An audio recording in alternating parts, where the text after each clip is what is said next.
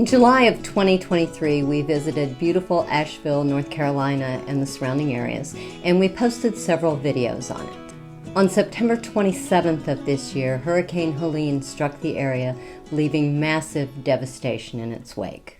If you haven't seen both the before and after images, it's hard to grasp the magnitude of the loss.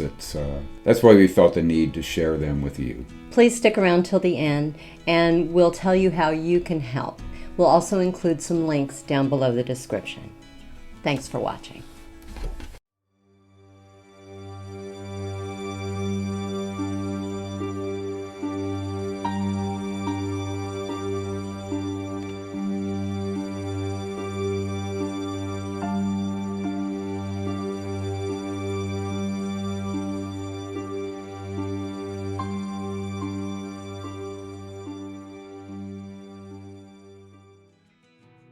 We stayed in West Asheville.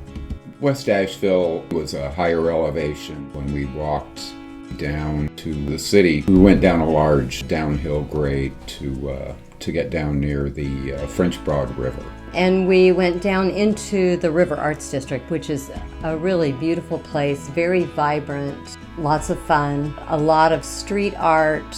There were a bunch of restaurants and art galleries and studios and bars. So this is that same area that we were visiting in the River Arts District after Helene came through.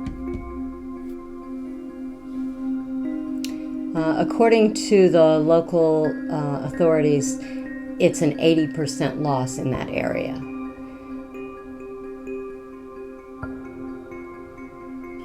And as you can see, the proximity of the river there in Asheville.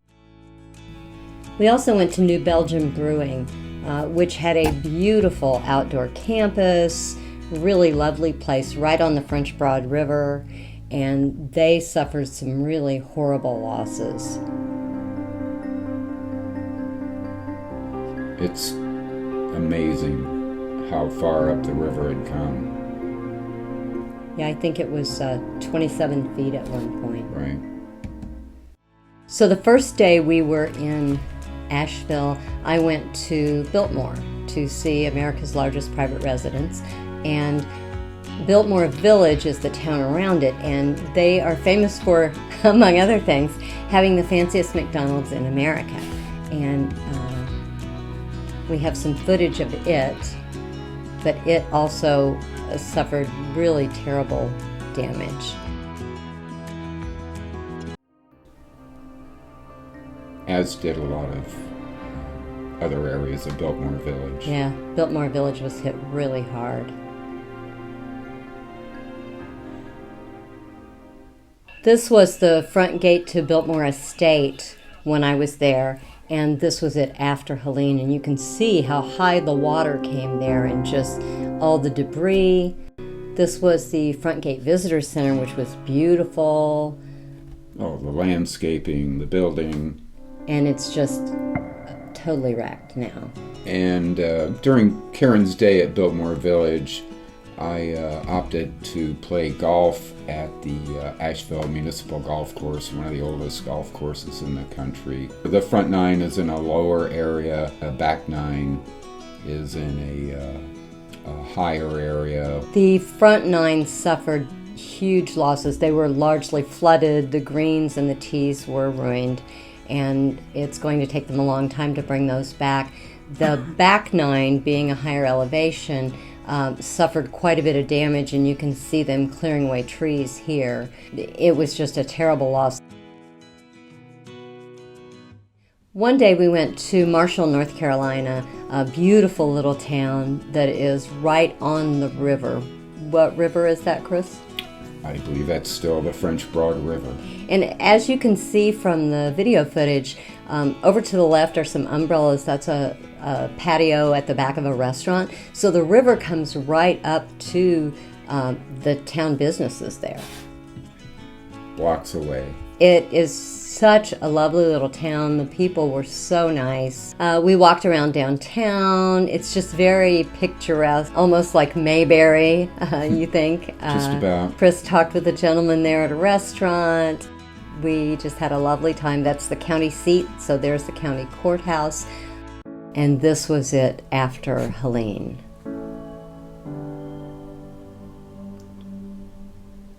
Absolutely amazing. Yeah, and there's the courthouse. The road is washed away. Another day we headed up to Lake Lure to see Chimney Rock, which is a beautiful park. There are a lot of things to see and do up there. The lake is huge. This was a view from Chimney Rock. It was just beautiful. And this was it after Helene. Just so much debris and damage to the lake. Lake Lure is famous for its flowering bridge, an old unused bridge that was turned into a beautiful park by the local horticultural society.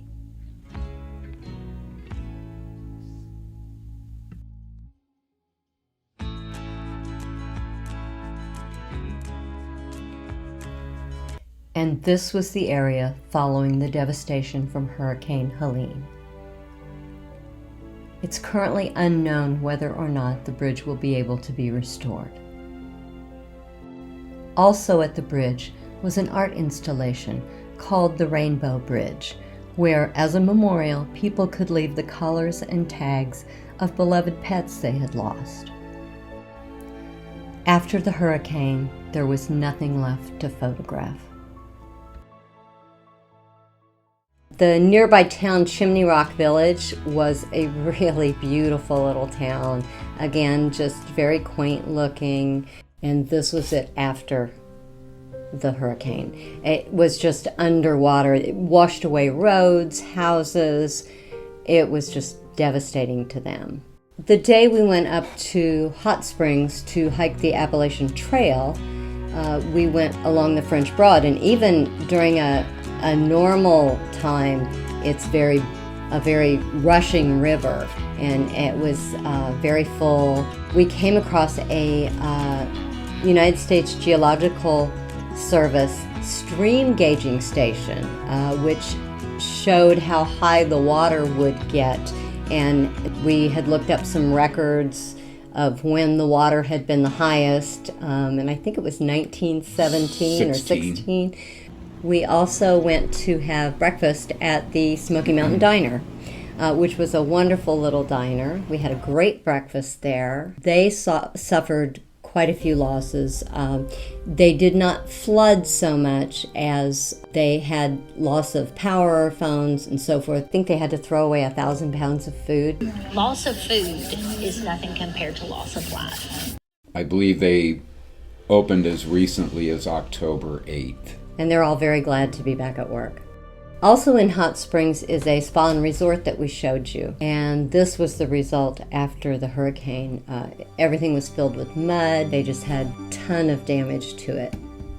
So after our hike up a portion of the Appalachian Trail, we came down to Big Pillow Brewing, sat and talked with locals, loved the outdoor ambiance there and the friendly staff and patrons. They had a beautiful patio there.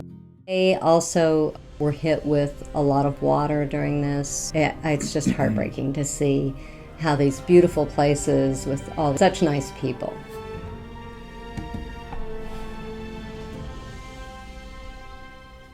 They are selling t-shirts online. For those of you who aren't from the States, we have a saying here. If someone asks you if you're going to do something, you say, "Good Lord willing and the creeks don't rise." And so they have made this t-shirt that says, "The Lord is willing, even if the creek does rise."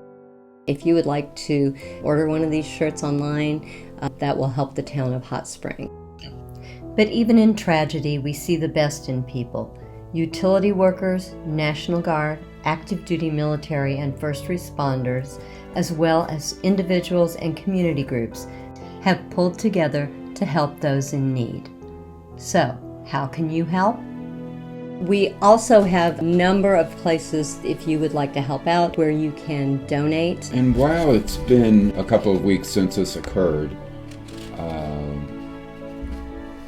as it does always, news tends to slow down after a tragedy like that on a national level. And it doesn't mean the need is any less. The need is still great.